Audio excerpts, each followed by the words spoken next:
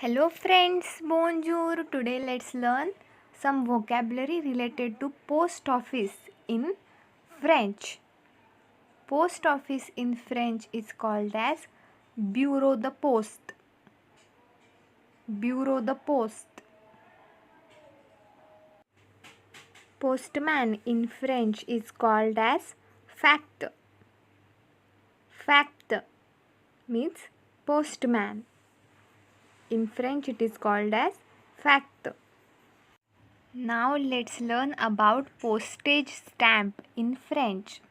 Postage stamp in French is called as Timbre Poste. Timbre Poste. So what we have learned today? Post office in French, bureau de poste. Postman in French, facteur. And postage stamp in French is Timbre Poste.